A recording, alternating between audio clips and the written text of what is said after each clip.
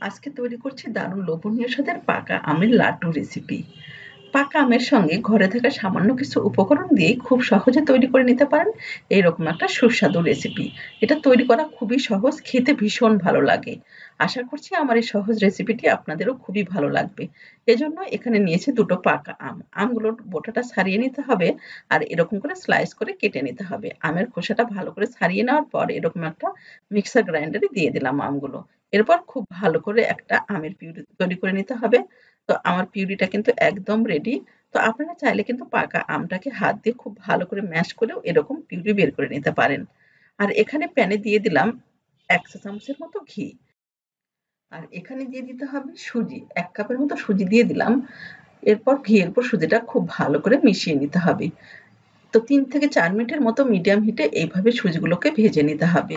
আর গ্যাসের ফ্লেমটা কিন্তু অবশ্যই মিডিয়ামে রাখতে হবে। আর অনবরত সুজিগুলো নাড়তে হবে। ৩-৪ মিনিটের মতো সুজিগুলো নেড়ে নেওয়ার পর সুজিগুলোর কালারটা যখন দেখবেন হালকা চেঞ্জ হয়ে আসবে, তখন ঠিক এই পর্যায়ে সুজিগুলো উঠিয়ে নিতে হবে। তো সুজিগুলো সবগুলো সুজি উঠিয়ে নিলাম। এরপর প্যানে আমের পিউরিগুলো দিয়ে দিতে হবে। আর এখানে দিয়ে দিতে হবে প্রায় ২০০ গ্রামের মতো চিনি। আমার আমটা কিন্তু অনেকটাই মিষ্টি। এজন্য আমি এখানে ২০০ গ্রামের মতো চিনি দিলাম। আপনারা চাইলে চিনিটা কিন্তু বাড়িয়ে অথবা কমিয়ে দিতে পারেন। খুব ভালো করে মিশিয়ে নিতে হবে চিনিগুলো আমের মধ্যে। ৩-৪ মিনিটের মতো এইভাবে জাল করে নিতে হবে মিডিয়াম হিটে। আর জাল করে নেওয়ার পর দেখবেন যে আমের কালারটা কিন্তু হালকা চেঞ্জ হয়ে আসছে। ঠিক এই পর্যায়ে এখানে এড করে দিতে হবে ভেজে রাখা সুজিগুলো। দিয়ে খুব ভালো করে সুজিটা আমের মধ্যে মিশিয়ে নিতে হবে।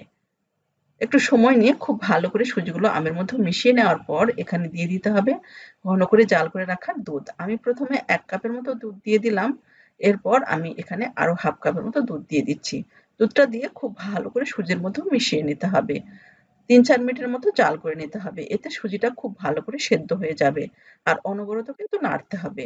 আর এই পর্যায়ে এখানে এড করে দিতে হবে গুঁড়ো দুধ।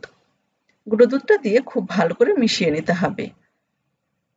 যাতে কোনো রকম লাম্পস না থাকে। এরপর এখানে দিয়ে দিতে হবে ঘি। এখানে ১ চা চামচের মতো ঘি দিয়ে দিলাম। দিয়ে খুব ভালো করে মিশিয়ে নিতে হবে। সুন্দর একটা স্মেল উঠে আসছে এই পর্যায়ে। আর যখন এরকম ঘন একটা মিশ্রণ তৈরি হবে, তখন গ্যাসটা বন্ধ করে দিতে হবে। আমার কিন্তু মিশ্রণটা রেডি। এখন আমি এই ঘন মিশ্রণটাকে আমি একটা এরকম একটা ছড়ানো প্লেটে উঠিয়ে নিচ্ছি। খুব ভালো করে চারপাশে ছড়িয়ে দিতে হবে। আর এটা ফ্যানের নিচে রেখে দিতে হবে প্রায় ২ ঘন্টার মতো। এতে করে এটা খুব ভালো করে ঠান্ডা হয়ে যাবে। চাইলে কিন্তু আপনারা এ পর্যায়ে এটা ফ্রিজে রেখেও ঠান্ডা করে নিতে পারেন। তো ২ ঘন্টার পর আমি এখানে হাতে একটুখানি নিয়ে নিলাম ঘি। আর এখান থেকে একটুখানি মিশ্রণ উঠিয়ে নিলাম। নিয়ে এভাবে একটা গোল, গোল শেপ তৈরি করে নিলাম। আর উপরে মাঝখানে হালকা একটু চাপ দিয়ে এখানে একটা করে কিশমিশ ভরিয়ে দিলাম। আমার কিন্তু লাড্ডুটা একদম রেডি। আমি আরো একটা ঠিক এরকম ভাবেই তৈরি করছি। দেখুন তৈরি করা খুবই সহজ আর খেতে তো ভীষণই মজার হয়। আর এই লাড্ডুটা আপনারা ফ্রিজে রেখেও সংরক্ষণ করতে পারবেন। আর ফ্রিজে রাখলে কিন্তু এর টেস্টটা আরো ভালো হয়। ২ ঘন্টার মতো ফ্রিজে রেখে তারপরে এটা খেয়ে নিবেন, দেখবেন যে কতটা টেস্টি। অবশ্যই এইভাবে ট্রাই করবেন। আশা করছি আমার এই রেসিপিটি আপনাদেরও ভীষণ ভালো লাগবে। আপনারা তৈরি না করলে বুঝতেই পারবেন না যে এর টেস্ট কতটা। আশা করছি ভালো লেগেছে। আর ভালো লাগলে প্লিজ চ্যানেলটা সাবস্ক্রাইব করে অল অপশন সিলেক্ট করে পাশে থাকবেন। তো আজ এ পর্যন্তই। ভালো থাকবেন এবং সুস্থ থাকবেন।